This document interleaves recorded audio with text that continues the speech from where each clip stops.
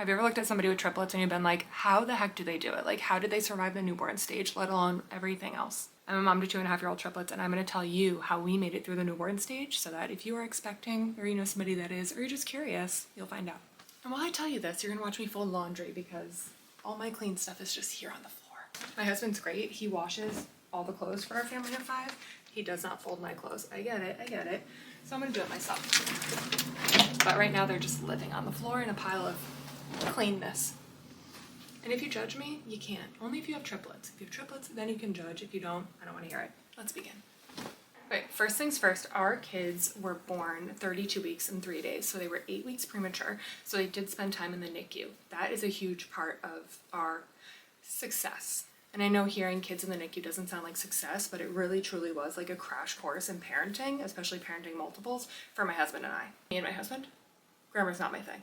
Now, my husband and I were very firm from the beginning that when we brought our babies home from the NICU, we did not want anyone living with us. We didn't want like a night nurse, we didn't want a nanny, we didn't want our moms, like we didn't want anybody. Not saying we didn't want help, but we needed to figure out how to be parents to triplets ourselves because having help isn't a permanent solution. 2 of our boys came home on the same day after spending 20 days in the NICU, and then their brother came home after 23 days. So we did have 2 kids home for a few days before we had all 3. Those were some of the hardest days that we had, the days when we were split between the NICU and home with 3 children, and I could tell that story another time. Whether your kids spend time in the NICU or not, schedule is going to be your best friend. Like, you are going to live and die by this schedule, and you have to stick to it. Get yourself on it, your partner on it. Anybody who is helping you, get them on the schedule. For us, we mirrored the NICU schedule the second they came home from the hospital. We did not change anything. We didn't deviate. Like, that was our Bible. So what that meant for us was we did feeds or care times every 3 hours. So every 3 hours, we would get the babies up if they were sleeping or if they were awake, didn't matter, and we would change their diapers, give them clean diapers, clean clothes if they needed it, and we would give them a bottle and we would feed them. Then we would burp them, we'd let them like digest a little bit, and then right back to sleep. And this was every 3 hours around the clock for the first few weeks. And I know the big like rule of thumb is you never wake a sleeping baby. That only works if you have 1 baby at a time. If you have twins, triplets, quadruplets, wake the babies up.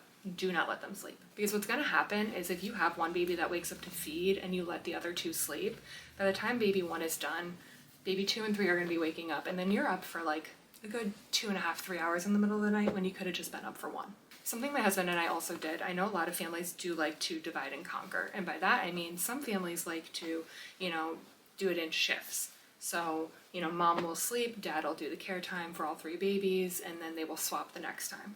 My husband and I chose to do it differently. We opted to do everything together, and there's a few reasons why. The first reason why is because it's really hard to feed and change and clean up after 3 newborns, and it's just a lot for one person to take on. Also, you are exhausted. Like, sleep deprivation, I wouldn't wish on my worst enemy. It is hard. It is really hard to function on no sleep.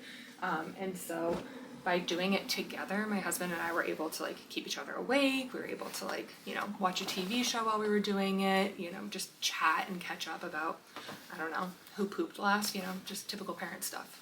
And it was also like, as cliche as it sounds, it was a really great bonding experience for the 2 of us because like we were in it together and there was never any resentment. And when we had our triplets, I became a stay-at-home mom. I was teaching and obviously, left my career because childcare for 3 infants is insane. And so I became the stay-at-home parent and my husband continued to work full-time.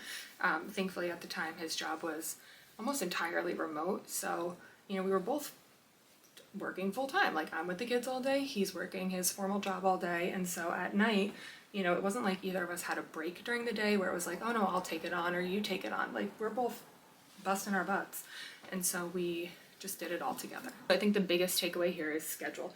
Keep them on the same schedule. Do not deviate from the schedule. My kids are 2.5 years old. We still have them on a very strict and rigid schedule, and it is amazing. And they've been sleeping through the night consistently since they were 8 months old. And I know to some of you that might sound like, oh my gosh, why weren't they sleeping through the night earlier? There's 3 of them. There's 3 of them. But they sleep consistently. They nap great. They've always been in their cribs or in their bassinets. We never did co-sleeping. That's a personal choice of ours, again, triplets. But they sleep great, and I attribute a lot of that to our strict schedule. So if you are expecting multiples, something that you are absolutely going to want is those boppy pillows, those like U-shaped pillows. Here's how we fed our kids to make sure things were just like streamlined and easy. When they were super, super little, like teeny tiny infants straight home from the NICU, like weighing all of 5 pounds, we held them to feed because that's what's safest. So we would like hold them, feed them, and just, you know, sometimes I would hold 2 at a time and feed, my husband would hold 1, whatever. And that worked for a while. Once they were big enough to go in the boppies, then we would put them in the boppies and we would hold their bottles for them. And that made it easier because like you had a little bit more freedom with your hands. And then once they were about like 3 months old, we started using something called bottle props. There are different varying schools of thoughts on bottle props and safety and things like that, so absolutely do your own research. But if you have multiples, they're kind of a necessity. Like you will spend, I don't know, a good 7 months not having your hands free if you don't bottle prop. So I recommend it, but only if you are doing it right. If you are going to bottle prop, what a bottle prop is it's essentially something that like goes on the baby to prop their bottle up for them so you don't have to hold it yourself. Here's the rule with bottle propping though. Babies have to be supervised the entire time. Like you can't get up and walk away, you can't look away. Like they have to be supervised because they can choke, they can aspirate. So while it is nice that your hands are free, you do have to still be there. You can't like go take a shower, that would be ridiculous. Something that also made our lives a lot easier, I know that I already said that we didn't want anybody like living with us in the newborn stage, but we did have a lot of family support. And when our boys were in the NICU, we were allowed to have 2 people other than myself and my husband be in the NICU with us, and we both chose our moms. And in doing so, that benefited us so greatly because when our boys did come home from the NICU, our moms knew exactly what to do. They already knew the babies well, they knew their cues, they knew how to feed them, they knew how to change them, like they just knew the routine, and it was really nice because we just had 2 additional people that we didn't have to explain things to. Like I didn't have to tell my mom or my mother-in-law like, okay, like clock says 11 a.m. time to do care. Like they just knew and they just like jumped into action. And then of course over time, like the other people that are helping you, like my sister and our dads, like everybody just, you get on the schedule, people learn it. Now if you are expecting triplets, I think they make a twin version of this as well, but this was like our holy grail for the longest time. This is called a triplet tracker. It's made by a triplet mom herself. Her name's Lindsay West. These are 2 different versions of hers, but we actually went through 2 of these. That's how much we used it. I'll show you a blank page, but in this, it is so amazing because it has spots for baby A, B, and C. And then what you do is you just write in like, okay, what time is it? How much did they eat? Did they poop? Did they take any meds, vitamins, things like that? And you write it all in. Because what's gonna happen is it is gonna be 2 a.m. and you are gonna be delirious and exhausted and you're gonna change baby A. And then you might change baby A again. And you might feed baby B twice. Who knows? I don't know. It's rough. So by having this triplet tracker, it was so amazing and so helpful for us. It was also great because there were times where like I'd run out and my husband would have the kids, or I would take a night shift and he would sleep, and we could just wake up and or come back home and look at the tracker and like, oh, okay, this is the last time they ate. Oh, this is the last time they pooped. Or, oh, so-and-so hasn't pooped in like 2 days. That's kind of weird. Let's keep an eye on that. And so this just like really helped us like make sure we had our ducks in a row and that we were, you know, finding different patterns, like paying attention to their, you know, movements and all that stuff. And this just really made life a lot easier. Another thing, easier said than done. I know this is kind of all over the place. I'm just like slowly remembering things. Get outside if you can. Get outside. We used the Wonderfold wagon when they were infants and we just laid them down flat in it like they were in a bassinet, 1, 2, 3 in a row. And I was taking them for walks at least twice a day for like the first 8 months of their life. Getting outside was so beneficial to my mental health. It was great for the kids, and it just like gave us something to do. And we would usually go for walks during their nap time and they would just nap in the wagon. But if you're gonna take anything away from this, it's just get your kids on a schedule. Get them on a schedule and stick to the schedule. Make sure everybody knows about the schedule and do not deviate from the schedule, because I have heard a lot of horror stories of people with multiples, and you know, it's nobody's fault, but like, you know, can't get the kids on the schedule or the kids aren't on a schedule, and then you're literally up all night long, back to back to back to back. At least when we had the schedule in the beginning, their care times were every 3 hours. So we would do care time, for example, at 11 p.m. by like 11:45, 11:30 sometimes. Like if we were really like, once we got good, like 11:30, everyone's changed, fed, back in bed, husband and I are back to sleep. And so we had like 2 hours of sleep in between, which is a novelty. And so just like get them on that schedule, stick to the schedule. And as they get older, you will slowly start to shift it, and they might go every 4 hours, they might go every 5 hours, and then slowly over time, things will get more manageable. It can be challenging. I'm not over here saying it's easy. It was really hard, and it was absolutely a learning curve for us. It took a lot of like patience and teamwork. Like you have to communicate with your partner or whoever is helping you with the kids overnight. You have to communicate. You have to like talk to each other. You have to be clear of like, oh, if something's not working, like let's get on the same page and figure out a resolution to make sure that this works.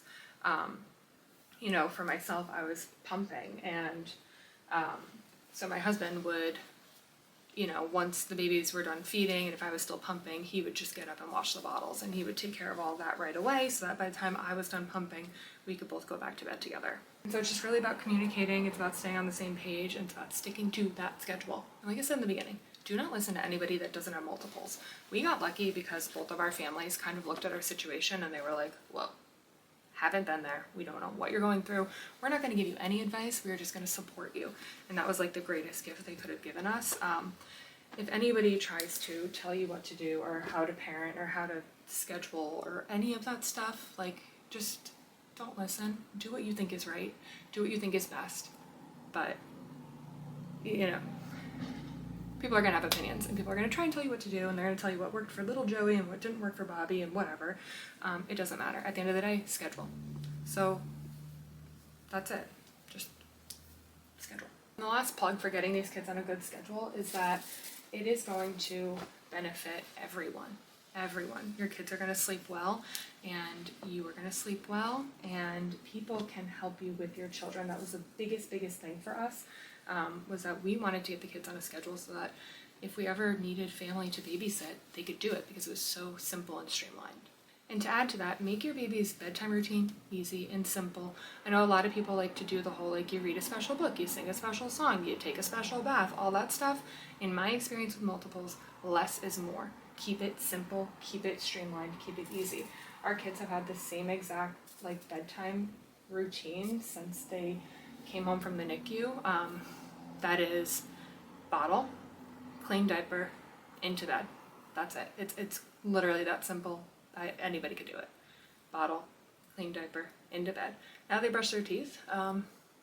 Sometimes they have milk, sometimes they don't. Like, of course, things adapt over time, but keep it simple. That way anybody can do it, anybody can help with you, and you can have time for yourself to do things. You can get out of the house and leave, and other people can step in for you. And I'm like eternally grateful that we did that, because when our boys were 8 months old, we had a wedding to go to in Portugal. I was in the wedding, it's for one of my great friends, and we were able to leave. And we just, our parents knew what to do. They knew the routine, they knew the schedule, they had it figured out, and we were just able to leave without any cares. So all in all, find what works for you and stick to it. If you are expecting multiples, reach out to me. I am so happy to help. I've been working on a little ebook, just a crash course on preparing for multiples, and that's something I'll be hopefully sharing soon. But yeah, I don't have all the answers. I don't have all the right answers, but I can just tell you what has worked for us, and you can take it with a grain of salt and just say, yep, maybe I'll try that, or oh, maybe I'll adapt it a little bit. Because let's be honest, there's not a lot of resources out there for families of multiples, and so we kind of have to like band together and help each other.